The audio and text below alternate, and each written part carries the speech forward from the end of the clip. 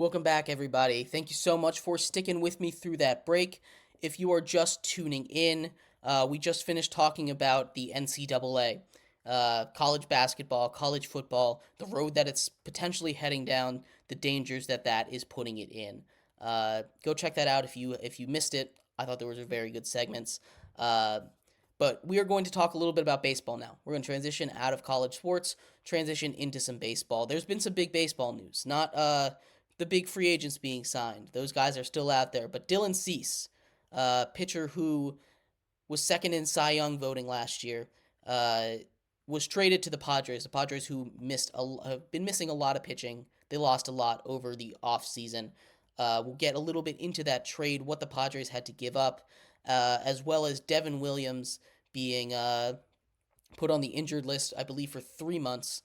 The elite star closer for the Milwaukee Brewers, how that's going to affect the Brewers season, that coming up in just a bit. But before we get into that, remember that if you would like to be an even bigger part of the show than you already are, all you need to do is go to gsmcpodcast.net. Leave a tip or donation. It should leave a message. It'll pop up on the bottom of the screen here. We'll have a little conversation with your thoughts. Anything that you wanted to say about what your opinions, what we're talking about, it'll pop up there. We'll have a discussion about it for you, me, and everyone watching around the world to see. You can also leave a comment. I'm checking all those. I'd appreciate any kind of participation. Again, that link is gsmcpodcast.net. We appreciate you guys tuning in. But like I was saying, we are going to get into some MLB talk. Dylan Cease was traded to the San Diego Padres. The San Diego Padres, who lost 3 starting pitchers, Michael Wacha, a couple other guys. They still have their top guy in the top guys in Joe Musgrave and Yu Darvish. So the top of the rotation is still fine. Adding Dylan Cease to that is a crazy top 3. Dylan Cease, who had a down year last season, his ERA was up about 2 whole points from what it usually is.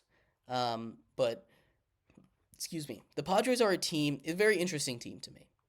They traded their number 5 prospect, Drew Thorpe, their number 7 prospect, Samuel Zavala, Hario Irante, and Steven Wilson. They traded 4 prospects away to get Dylan Cease, who is a Cy Young candidate after they lost a Cy Young winner in Blake Snell. So they were able to replace that loss pretty easily by getting Dylan Cease. Dylan Cease, who I still believe is one of the elite pitchers in the entire league. But the Padres are a very interesting team to me, right? Because the way that the Padres are, you look at their roster on paper, you look at how stacked that lineup is. Manny Machado, Xander Bogaerts. They had Juan Soto last season. They have Fernando Tatis Jr. You think, oh my God, they're World Series contenders. You look at the pitching staff. Yu Darvish, Joe Musgrove, Dylan Cease now. Now, they traded away Juan Soto, so that's a big part of that missing, but the Padres have sucked. They've been a huge disappointment for how much talent that they've had on their roster and how much money they're giving to these guys. And the reason that they've sucked is because of the relationships that these guys have with each other in the clubhouse. And that's a really undervalued part of baseball. I've talked a little bit about it before, but you can look at any roster on paper. You could put together an all-star roster in baseball. You could get the greatest players together of all time. Make your dream roster, one that in your head wins 162 games, is incredible. But 162 games is a long season. It's a very long season. And if you aren't getting along with those guys, it's going to be brutal. It's going to be ugly. That team is not going to be performing its best. You need to have good chemistry in that dugout. Because if they're not getting along, they're not playing their best. Because baseball is a grind. People like to say that baseball, you don't have to be an athlete to play baseball, and maybe you don't have to be as athletic as guys that play basketball, as guys that play football. But it is a mental game as much as it is a physical game.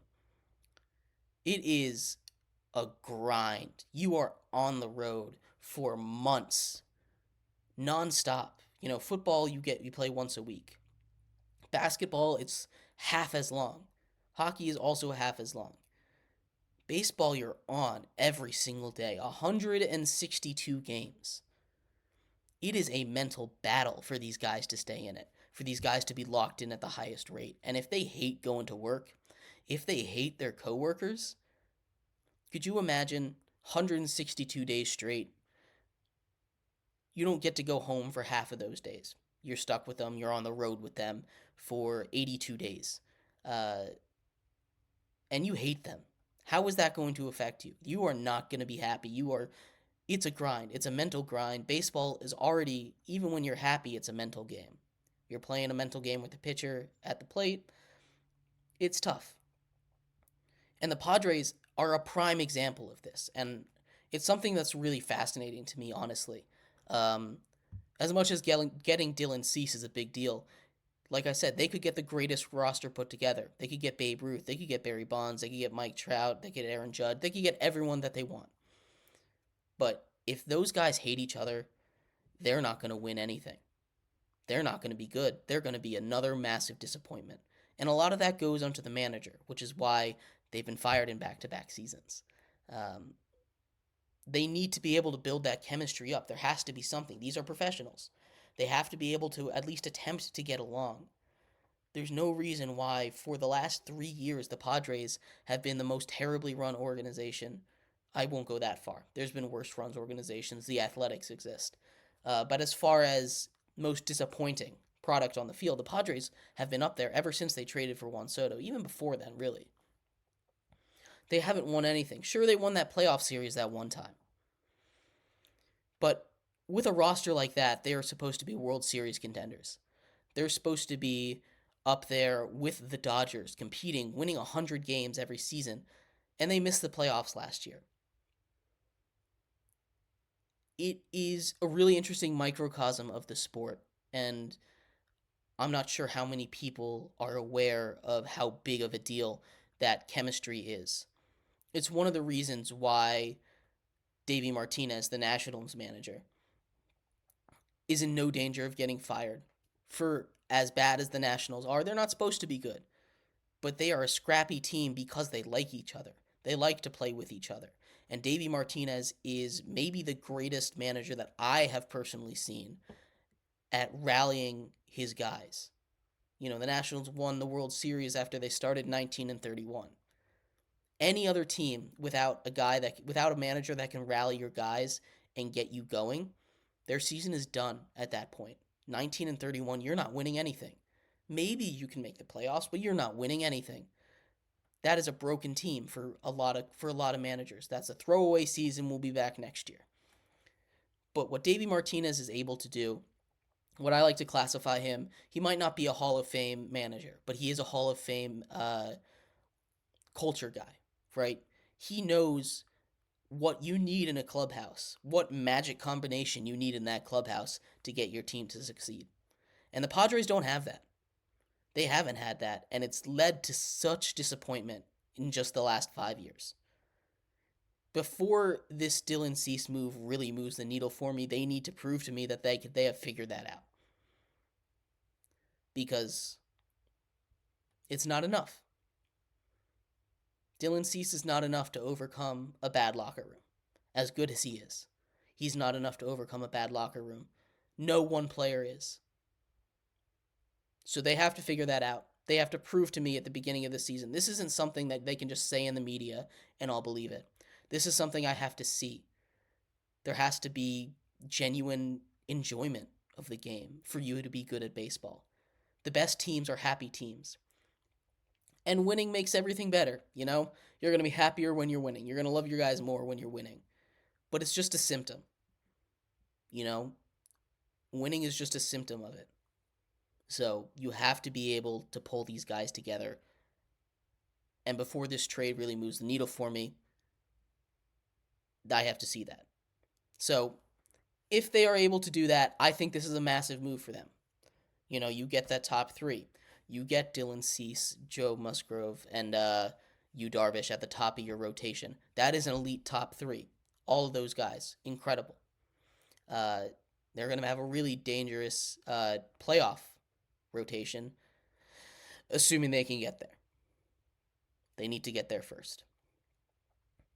But regardless of that fact, I think this is a good trade for both sides. Dylan Cease, the White Sox are a mess. They're imploding. They're getting rid of everyone. They should be getting rid of everyone. That roster has a lot of really talented guys, but again, it's a very similar situation to the Padres. Nobody likes each other. Nobody likes the manager. No one wants to play for him. It's not a good situation. So they're blowing it up, as they should. Retool that minor league system. Hit the reset button. It's dreadfully needed. But the White Sox are in the midst of that. I like this trade. You get 4 prospects, 2 of them in the top 100. It's in the MLB. It's not like it's hard to get two top 100 prospects. That really helps their farm out, helps their rebuild. They should be that was a good trade for both sides. As far as the other major baseball news, Devin Williams, the elite star closer for the Milwaukee Brewers, a guy that they chose over Josh Hader, who is now on the Padres. A guy that they chose over Josh Hader, who was considered the best closer in baseball at the time, is injured, and the Milwaukee Brewers are a team that rely on pitching so heavily. Their offense has been an issue for quite some time. Excuse me. Their offense has constantly let them down in big moments, and to lose a guy like Devin Williams 3 months at the beginning of the season, it's not going to knock them out entirely, because that's still a good team. That's still a playoff caliber team, maybe. But it's a big blow. Their offense really needs to turn it up if they have any shot of being successful this season, and I'm not sure if they have the ability to do that. I'm not sure if the Brewers offense has shown the pop, the offensive gumption, I guess, to really turn that move around. Something to monitor there. I think that's really going to just sink their season. So it's a tough look for them, but I'd love to hear your guys' thoughts on all these moves. Padres, Dylan Cease to them, and what Devin Williams means for the Brewers. In our next segment, we're going to transition out of baseball, move into the NFL. There's been some major trades, some major signings, some rumors of some guys being traded, some takebacks. We'll get into all that drama. Thank you so much for tuning in to Sports by GSMC Podcast Network. We'll be right back.